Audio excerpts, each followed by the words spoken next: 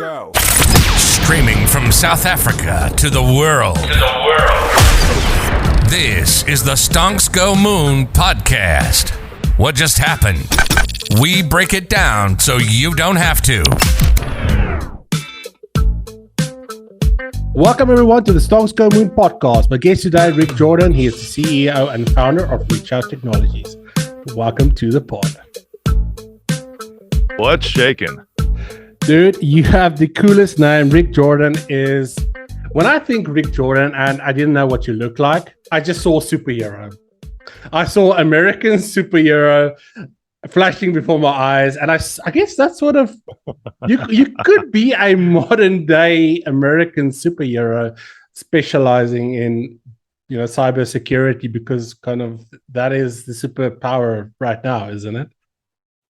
Dude, it is. Yeah, it's really funny. I was speaking at an event, and when I was telling everybody what I do, like my day job, they're like, "Oh, you're kind of like James Bond." I'm like, "Well, I do have an Aston Martin, so if we go that way, yep, all right, I'll take the superhero as James Bond. Right on."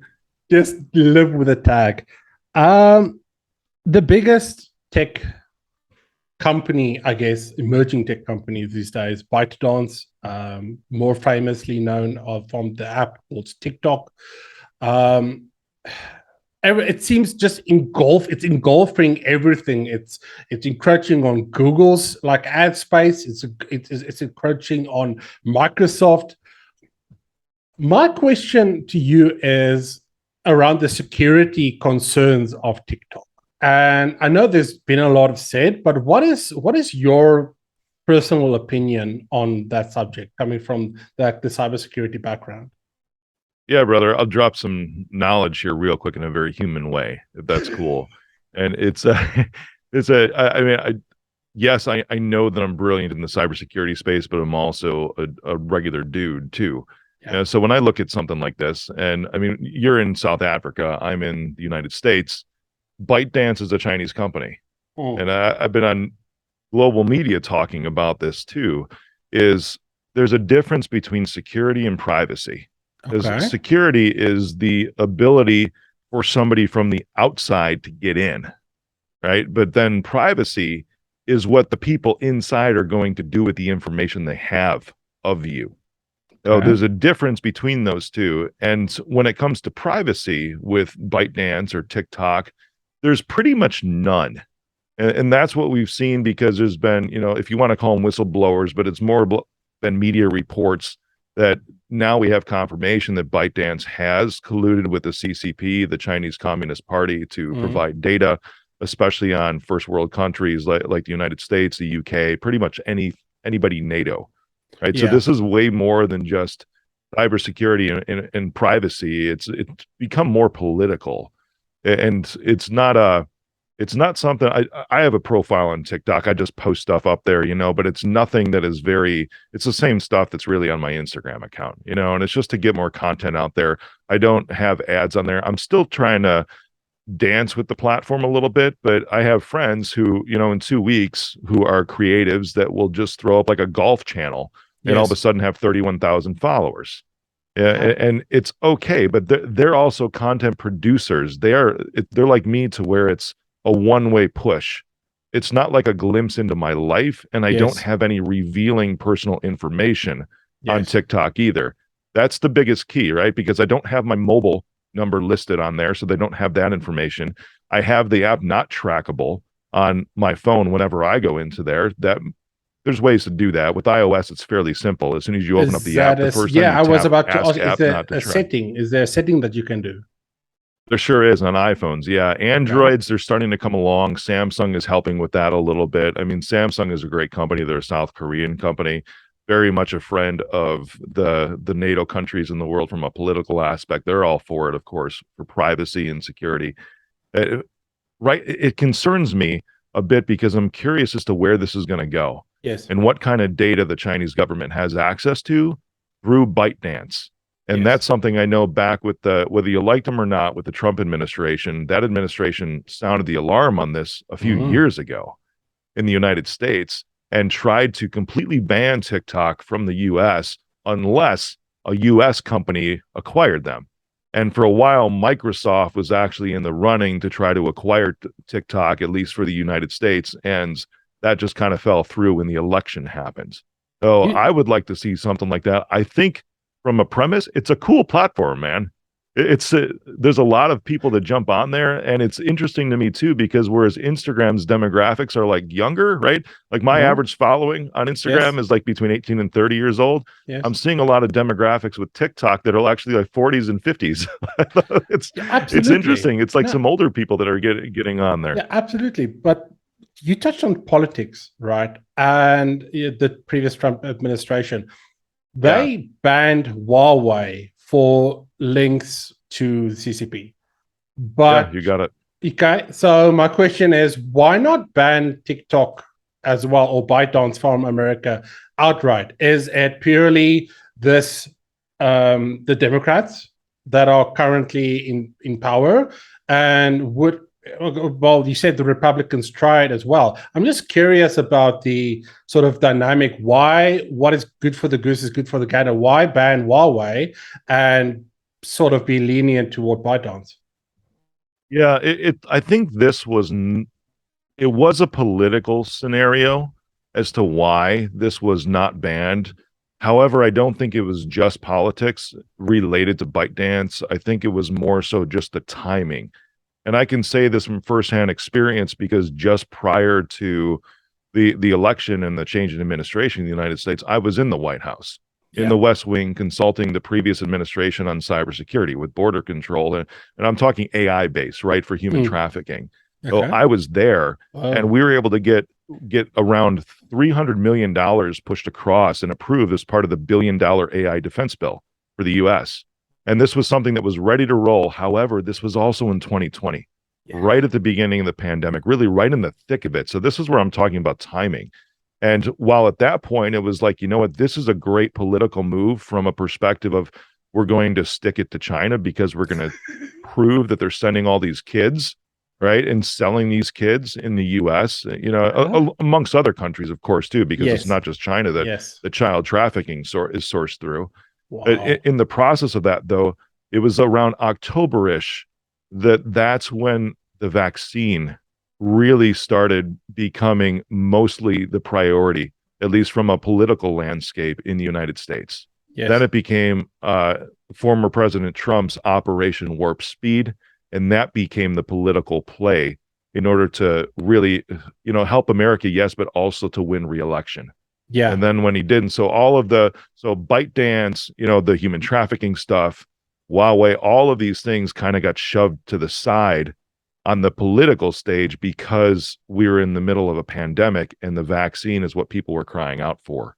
That's why in essence, I guess you could say that the administration at the time or the politicians started pushing towards the vaccine because that's really what was on the top of the Americans' minds, which are the voters' minds. Yes. They weren't really thinking anymore so much about ByteDance or Huawei No, security no, or privacy. no. They were thinking, I don't want to die. No. Yeah. Well, basically, influences. We recognize that influence have very little value when the fate of the humankind is at stake. You got it. So do you think midterms coming up, depending on what happens in midterms, I guess, do you think this is something that's going to escalate again? Sort of where, I wouldn't say COVID is away or the pandemic is over, but you get what I'm saying is like, is there a renewed appetite to take this on again? There could be, and there's a couple of reasons why. It's cool how this turned into more of a political landscape discussion. I like these kinds of discussions. Because you're starting to see reports come out now about the same election, the 2020 election, on how there was control of information from the Democratic Party on how they worked with social media even throughout the pandemic to control certain types of information. Yes. And that's coming out, and it's just fact, right? It's third-party reports. It's not conspiracy. So it's not conspiracy anymore. It's fact. Exactly. It's fact. You got it. Before Congress. Yeah. Yes. So we'll see. I mean, we're still 2 months away, and it's so volatile. A lot can happen in 2 months in a political landscape. More stories can come out on either side. More things can have light shed on them. So we'll have to see. But I do know that this is becoming more of a hot topic at this point. However, there's still a lot of other crazy things going on. For instance, the Chinese and Taiwanese conflict that they have right now. Yes. It's not to where obviously where Russia and Ukraine is. It's not at that point yet. However, we're starting to see some of the same banter back and forth between the United States and China, just like there was banter between the United States and Russia before they invaded Ukraine. It's the same kind of military posturing that's taking place, just to say, hey, we're going to conduct these exercises. Of course, we have always had a great relationship with the Taiwanese, just from a manufacturing perspective, from a freedom perspective. They're good friends. I believe they're called a non-NATO major ally because if I remember right, they're not a member of NATO quite yet, but it's something that they've been invited into, and all the countries have said, we would love to have you. They just haven't pursued it yet. So right now they are a non-NATO major ally, and obviously they're right across the strait from one of our, if you want to call it mortal enemies, or one of our frenemies that we have, which would be China. And I say frenemies because they carry a lot of our debt. Let's just be real. China carries a lot of the United States debt. They carry a lot of the world's debt. And they also produce a lot of electronics for the entire world, a lot of products, period, for the entire world. It's kind of a weird landscape, man. So when you get into TikTok, it's like, how far do you want to push with something like this? But that's the thing that people don't realize, is that tech is political. It's not every time you're opening up an app, if it's Facebook, if it's Instagram, if it's WhatsApp, you're literally partaking in the political landscape. We've had all these sort of reports from Facebook, or Meta, should I say, whatever you want to call it, of bots creating just accounts for the pure purpose of riling people up or to affect a certain, viewpoint in terms of how you want to vote. So tech at the moment is very political. It sure is. Yeah. It represents almost on the surface a lot of the struggles between different nation states in the world. So if you are, I don't know anyone that doesn't partake on a daily basis in social media. I've yet to meet them. I think we all, in some shape, way, or form, we do it. How would you suggest that we actually protect ourselves against, you mentioned not giving out your email and not, giving out your personal details. I think that's sort of security 101. But is there anything else that we can do? Yeah, there's a lot of social engineering attacks. It's what we call them on social media, to where accounts can be taken over, and then those accounts will be used to go after new friends or send messages, say things like, hey, I'm stuck in, if it's the United States, I'm stuck in this state. Can you send me some money real quick? Yeah. And or I'm stuck in this other country. Can you send me some money? But obviously if it's in the US, there's different states. It's easier to go from state to state. Yes. From that security perspective, and this is literally security, like not allowing people from the outside to get into what you have. Make sure that this is security 101, but you'd be surprised at how many don't do this, man.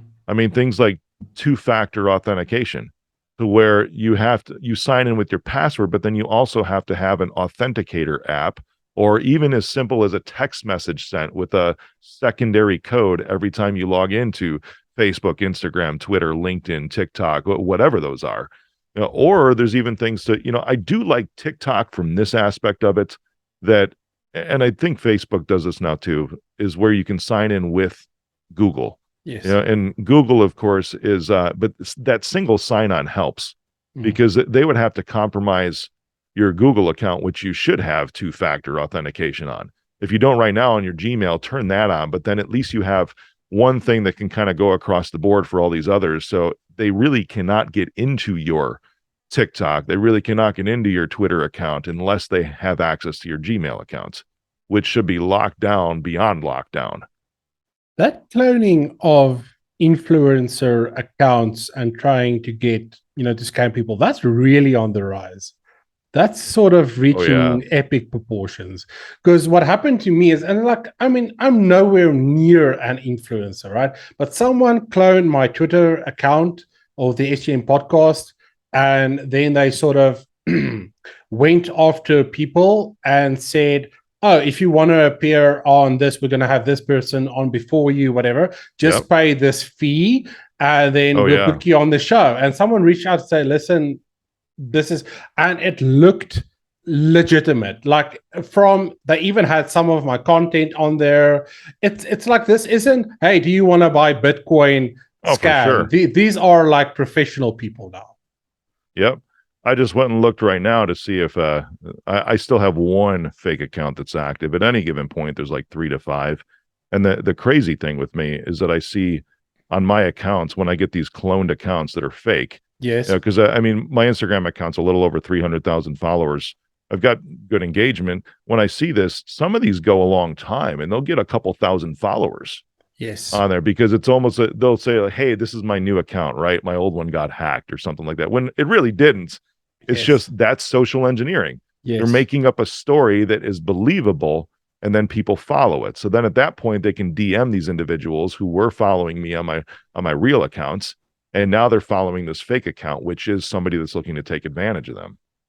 Where do you think the sophistication comes from? Because somewhere there's a cell or cells or someone that are teaching them how to do this. Where do you think it comes from? Oh, this is business, man. This is big business. These are typically not individuals. There are some, because there's different, we call them threat actors, right, in our industry. And then there's threat actor profiles. Yes. Profiles is just kind of like a bucket that they fall into. One would be nation states, which would be like the China, Russia, United States. Those are nation states, right? Okay. Their motivations are geopolitical. And so each of these types of threat actor profiles have different motives to them. One is a hacktivist, which means I have a belief, it's almost like a real life protester, but they hack into accounts to try to accomplish some sort of moral belief that they have and get that put out to the world. An example like that would be Anonymous, right? The hacking group Anonymous. Yes. They're in the hacktivist area because they're always trying to release, encrypted information or redacted information and get all these things out to the world. They've done that here and there. They even went after Russia, and were hacking Russia actively because they felt that what was happening with the Ukraine was wrong. I was asked on major media, they're like, are they our friends? And I'm like, well, it's kind of like the enemy of my enemy is my friend right now. Right now, yeah. That's a dangerous game to play. It is. But then there's those that are the profiles that are big business. It's just e-crime groups. So when you ask how are they trained, it's the same as any other corporation, man. There's rooms full of these people, and they have procedures to follow, and they're producing dollars for an organization. It's just like any other business, with a business owner that probably has a family and kids, and this is how they put food on their table and provide for their lifestyle. I know. I always show this on stage. I show like a family from Sri Lanka. I'm sorry, Sri Lanka, right? Because it's a great photo. I'm like, we're sure they're good people. We're sure they're all very good people, but yeah. Yeah. I show this family. I'm like, this is what they look like. Yeah, I'm like, I have no idea. I got it off of Google somewhere, right? It's just this family. I'm like, this is it. It's like, if you ever watch the show Narcos on Netflix, right?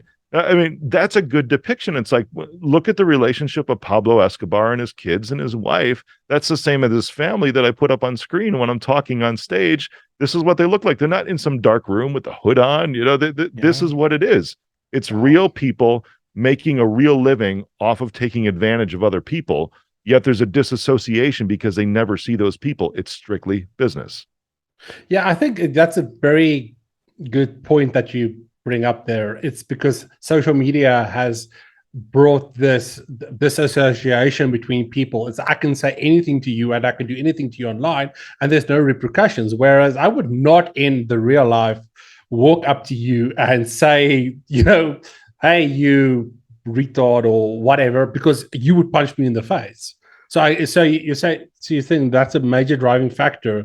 It's that association of, okay, but I don't know that person. So you got it. Wow. You got it. Oh, how long is your show usually? We're having fun. Did we go over time, or are we still cranking? No, Rick, I talk a lot, bro. Before I let you leave, I know you're a busy man. One scenario where ReachOut Technologies has sort of intercepted a massive, attack before the company even knew about it and saved it money? Yeah, well, there's one that I can think of the first one, anyways, that comes to the top of my head.